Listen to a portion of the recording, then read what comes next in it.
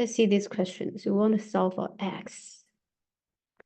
So usually we want to move everything to one side and make the right-hand side to be 0. So let's do that. Let's move x cubed to the other side, move 17 to the other side. And we leave the right-hand side to be 0.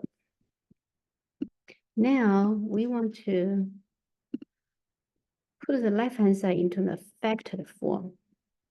So we see this one, we have a square term. So maybe we want to, form difference of two squares. And this one we have a cube. Maybe we want to form difference or sum of two cubes. Okay,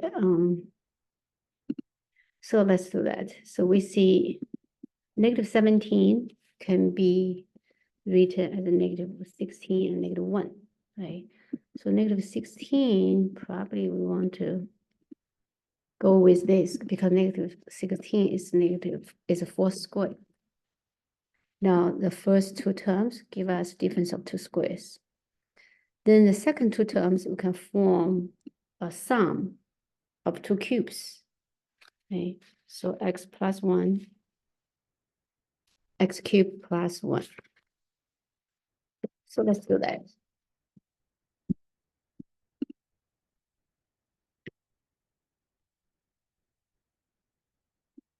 So minus x cubed, minus 4. So let's look at these two first. So difference of two squares. So we can, think this as a square and b square, right? B is 4, and the a is this trinomial. So we will have this trinomial plus 4, right? Then this trinomial minus 4. Let me just copy and paste.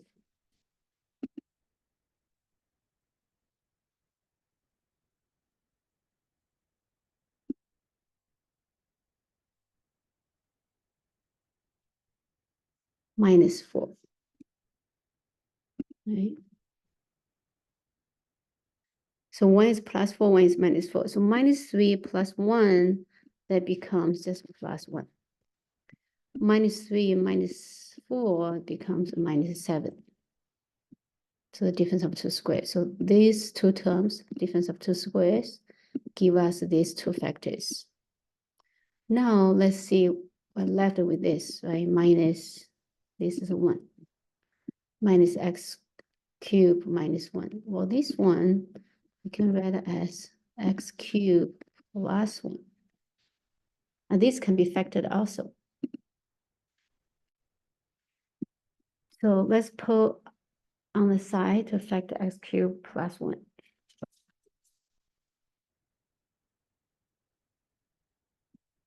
Let's put here x cubed plus 1.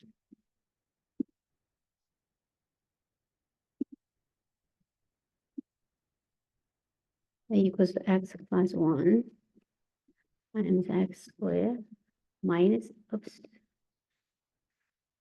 x plus 1, right? So now we check this one. You see this one has a factor of x squared minus x plus 1, and this has x squared minus x plus 1. So we can factor those two out. So let me copy and paste this one. So this becomes a common factor. Then this becomes, so minus 7, now we have x plus 1, right? We have x plus 1. So minus x minus 1. Now we have a factored form. And minus x becomes a minus 2x. Minus 7 minus 1 becomes a minus 8.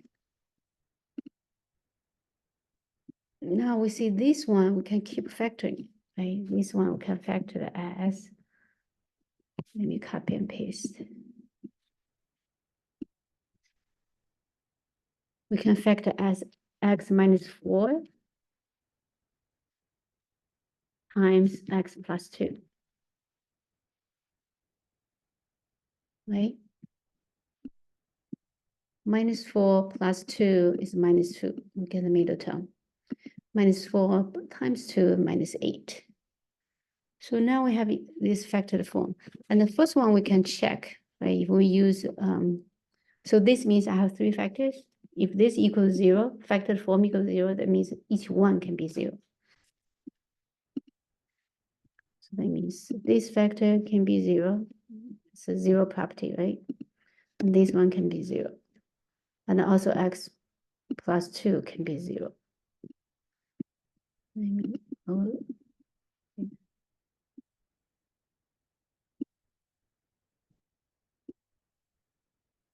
We don't really need the parentheses for this anymore, so I can save some space. Right, so have this equal to 0. So solve those two. X minus 4 to be 0, that means x is 4. X plus 2 is 0, that means x equals -2. So these two solutions. Then this one we could check by quadratic formula. We don't have real solutions for this. So we have two solutions, +4 and -2 for this question. So basically we need to form. So in solve polynomial equations, we need to form factors on one side and leave another side to be 0. Then you use the 0 property to solve it. So which we did for this question, and we get two solutions.